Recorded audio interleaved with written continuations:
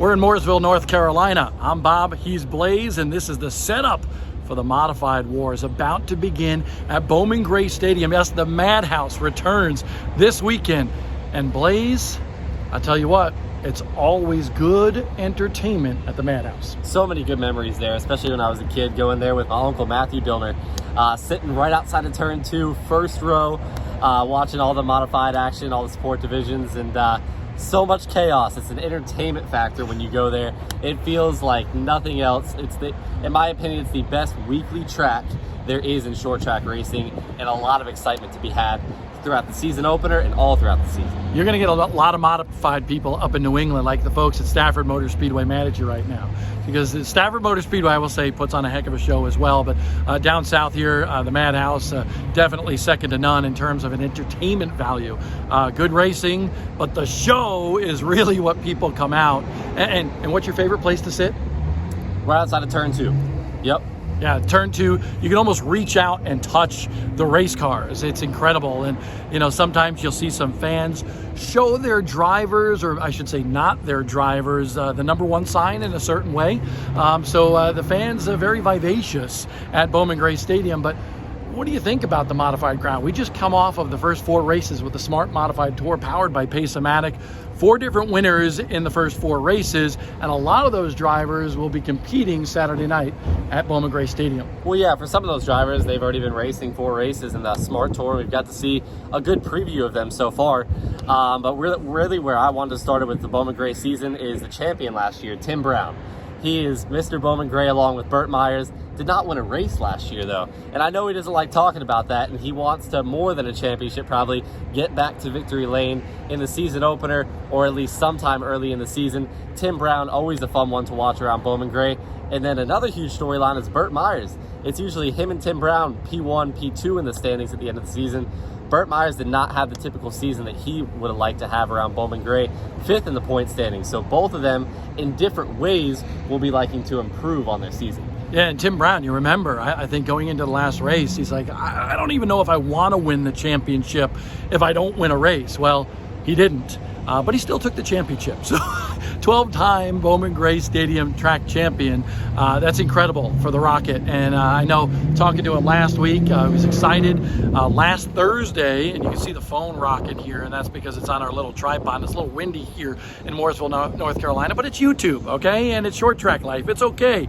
But I want to talk about, some of the other drivers that we're going to see. Jason Myers tested there last Thursday. A bunch of different drivers out there. Riley Neal and his Sportsman, and the Tiger, Tommy Neal, going to go modified racing. So what do you think about some of these storylines going into this year here at Bowman Gray Stadium? Well, that modified class is loaded with talent. Bowman Gray Stadium is all about the superheroes and the villains. And guess what? John Holloman, also another driver who will be looking to improve on their season. He did land himself in victory lane, but John Holloman hasn't gotten off to quite the start as people thought he would have in the modified division. Is this the year he turns it around? I'm sure he hopes so. John Holloman goes all the way back to Bowman Gray. You either love him or hate him there. Back to his rivalry days with Derek Stoltz in the Sportsman class. But now he's trying to make a name for himself. And it's truly cool because a lot of the names in the modified division, like Brandon Ward, Jason Myers, Burt Myers, Tim Brown, aren't young guys, okay? But John Holloman is also coming in there kind of trying his, talents in the modified ranks as well. So a driver like him is really crucial there for the Madhouse. Yeah, Holloman's a guy, or a kid, I should say, that either you like him or you don't. He's always got a flashy car. He's always been a little bit flamboyant. And you know what? He puts on a show. So I still look at Tiger Tommy Neal going modified racing. What does he have? 54 wins in the Sportsman class at Bowman Gray Stadium. One of the best ever to grace the quarter mile there around the football field. And we know when the Neals show up, look out, there might be a little drama too. So not only do we have the Tim Brown, Burt Myers rivalry, Danny Bone's going to be out there, Brandon Ward and Burt Myers, they don't see eye to eye sometimes. And now you throw Tommy into it as well.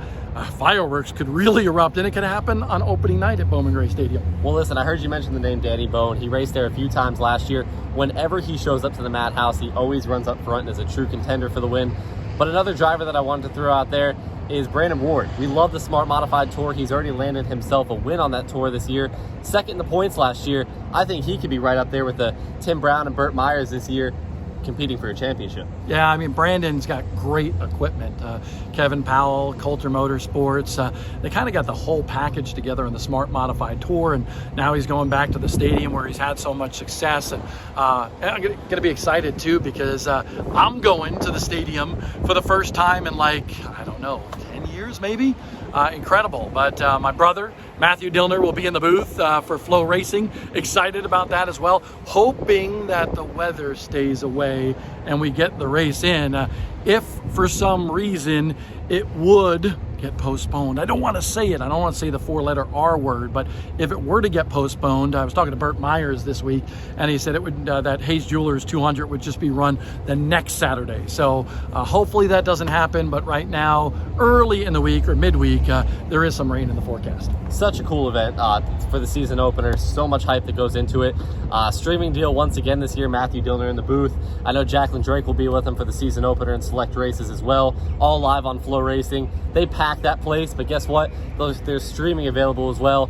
It all starts Friday night this week when they'll lock in the top 10 for qualifying too. So drivers will have the chance to practice on Friday, do a little more practice on Saturday, and really be ready for that 200-lap event. Yeah, it's going to be fun. You'll be there for Short Track Life on Friday, and expect some pieces Friday night. Saturday morning when you wake up, you'll be able to see all the news from Bowman Gray Stadium on Friday and from those drivers that lock themselves in.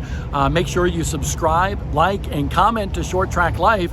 That's how we know what you want to see. And we love modified, so we'll be having a lot of coverage, not only of the Smart Modified Tour, but we'll be at Bowman Gray Stadium a bunch this year. We're covering the Cars Tour, some ASA races, and a whole lot more. So make sure you tell your friends, your family, and maybe even your enemies to subscribe to Short Track Life on YouTube and follow us on all the different forms of social media as well.